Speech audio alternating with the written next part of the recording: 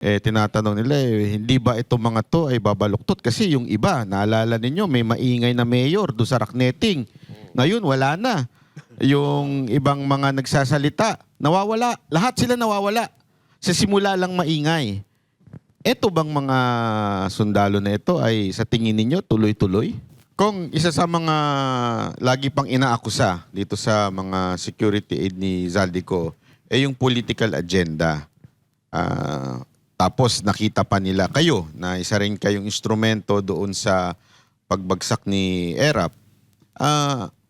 Kayo ba, meron ba kayong nababasa na merong grupo sa likod nitong mga security na to?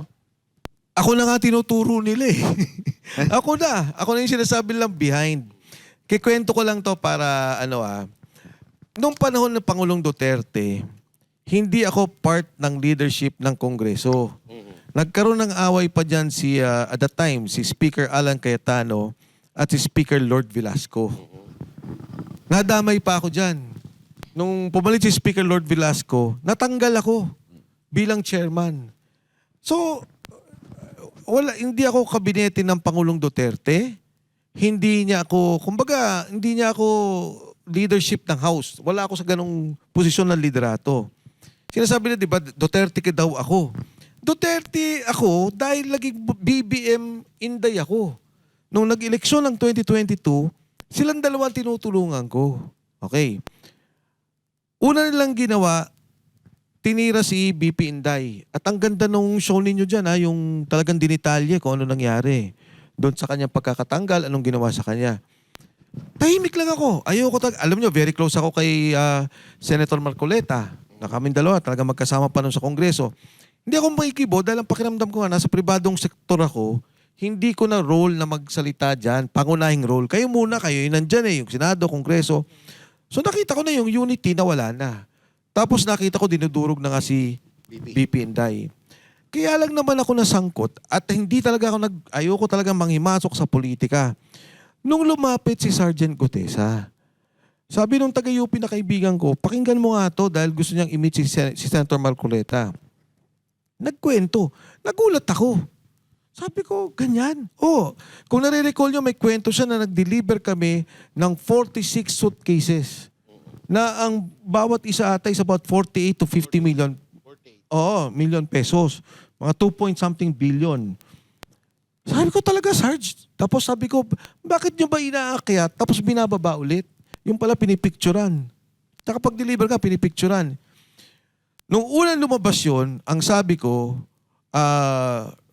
si Speaker Martin Romualdez, ang puno ng mastermind ng korupsyon. Yun ang una kong paniniwala. Dahil kasi si Gutesa, yung delivery niya limitado eh, 'di ba? Hindi may kanya-kanya eh. So, biglang lumabas si Zaldico. Ang sabi ni Zaldico, eto yung nangyari.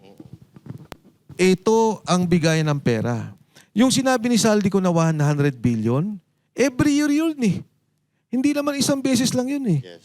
Every year may 100 billion na nilalagay si Pangulo. Kanino ko nakuha yan? Kay Zaldico. Sabi ko, ganun ba? Every year? Every year. Then nung magkwento siya ng ganun, tapos nakita ko yung ebidensya niya, sabi ko, totoo. At hindi siya isang sitwasyon na nauuto nila ang presidente. Kasi every year. Can you imagine, ako ang presidente, huwag mo na sabihing madetalye akong tao. Ang iisipin ko lang, pag natapos ang term ko, aayusin ko ang legacy projects. Gagawin ko yung mga Official Development Assistance Project.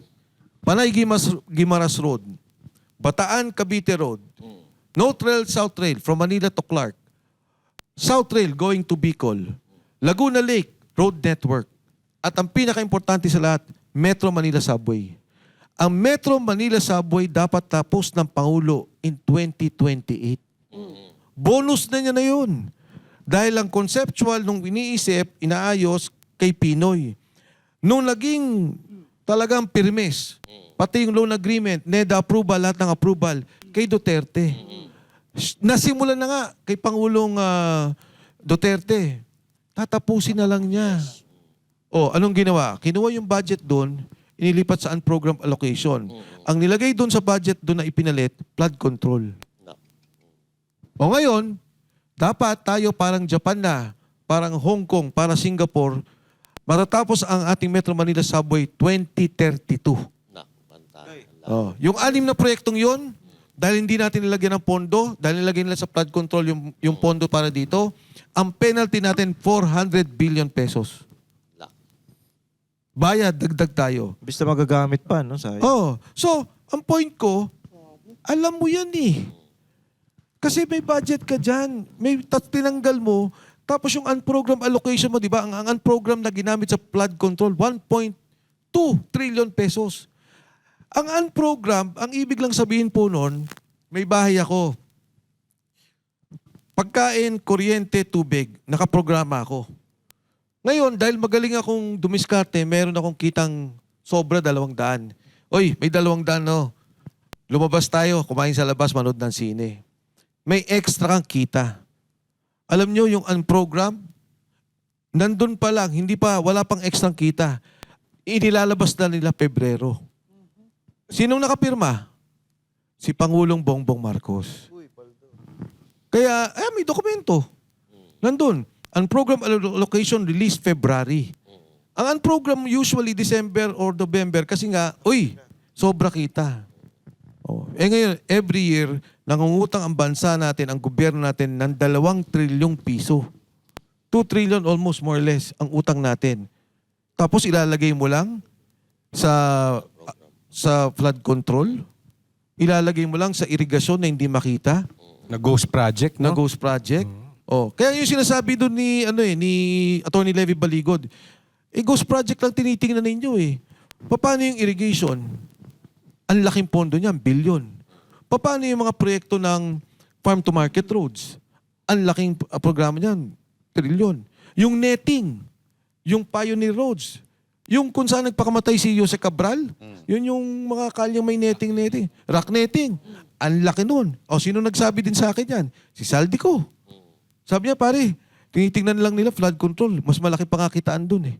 Mas malaki ang, kumbaga, ang pagiging ghost ng mga proyektong yun. Pero kung isang mga nababasa natin, siyempre, mula sa ating mga nanonood, tinatanong nila, hindi ba itong mga to ay babaluktot? Kasi yung iba, naalala ninyo, may maingay na mayor doon sa Rocknetting. Ngayon, wala na.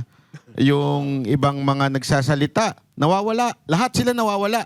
Sa simula lang maingay. Ito bang mga sundalo na ito ay sa tingin ninyo tuloy-tuloy? Alam mo, Banat, yung hindi simple ang paglabas kahit na sa akin, sa kanila. Mas lalo pa siguro sa kanila. Dahil, kumbaga sa akin, may kakayanan akong lumaban sa kaso, may kakayanan ako na ayusin yung seguridad ko. Pero, may mga threat na nga eh. No? Ngayon lang, may nag-message sa akin, pangalagaan mo to. May kung ano nung threat. Personal sa lahat. Lalo pa sa kanila. Katulad ng binanggit ko, naintindihan ko sa Sergeant Gutesa, handa siyang mamatay eh. Wala naman siyang problema eh. Nung nag-usap kami nung bago siya lumabas, handa siyang mamatay. Pero na-involved na yung mga anak niya, yung asawa niya, naintindihan ko siya. So ako, hinihingi ko rin ng tulong sa ating mga kababayan, sa inyo, na talagang tumitindig. Tuloy-tuloy po natin silang palakasin ng loob na talagang sama-sama tulong-tulong. Tinanong ako ng isang congressman, sabi niya, Mike, sabi niya, ano bang ending mo dito? Ano bang endgame? Sabi ko, alam mo, wala akong iniisip na endgame eh. Sa akin, this is the politically and morally correct thing to do. Ito yung tama nating gawin. May mga bagay siguro na may tolerance tayo. May mga bagay siguro na pwedeng, sige, pagbigyan mo na yan. Pero ito malala eh. Organisado, mafia, ang ating gobyerno. Kailangan natin itong itigil. Kung ang mga sundalo handang mamatay para sa kalayaan natin, soberenya natin, ang ating demokrasya, ano pa to? Yung korupsyon na pag kinuha yung pondo ng PhilHealth, inilipat sa pondo, dadalhin yung Pilipino, yung pamilyang, yung ama o yung ina, yung anak nila dahil may sakit, ayaw tanggapin ng ospital, Yes. yan ang napakasakit para sa ating bansa. Hindi dapat magtuloy yung sitwasyon natin ngayon. So kung May nabanggit po ba yung 18 Marine na hindi lang nangyari to nung budget ng 2025? May mga nabanggit pa ba sila ng 2023, 24, tsaka 26? Lahat. 24. Yes, lahat. So, hindi lang talaga to sa 25 lang. Pati 23, 24, Yes. nakita din nila. Yun, kaya ako kinaklaro yung binanggit nilang computation na 805 billion. Kasi ilang taon naman yun. Hindi naman sa isang taon lang.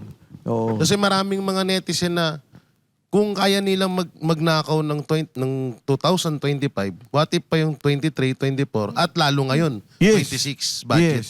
Well, ang sabi sa akin ng mga sundalo nga, nung unang nga silang nagdi-deliver. Kasi si Saldi naman, negosyante, di ba? Yun ang bagong naging congressman, siguro negosyante na. So parang nagulat lang sila nung 2022 pa lang.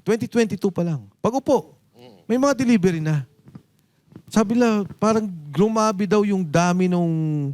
Hindi na grumabi, parang nagulat na lang sila sa volume. 3 times a week, bilyunan yung delivery. Nagkaroon na ng kalyo eh. Nasanay sila, hindi nahuhuli. So ulit-ulitin. Pero kung kanina nabanggit nyo na may mga lalabas pa at Hindi, si Atty. Matipag daw ang nagsabi. hindi, na mga... Lalabas pa. Oo. Kaya ako Eh, nagpapasalamat nga sa kanya na siya na nag-announce. Pero pwede nyo, bukas ang programa namin ha. Bago sila lumabas, dito muna nyo padaanin. Naku, baka madamay din kayo sa Sampina. Ikaw lang di mag-interview, di ba? Hindi siya lang naman mag-i-interview eh. Kasi kung sino yung nauuna daw eh. Yun ang,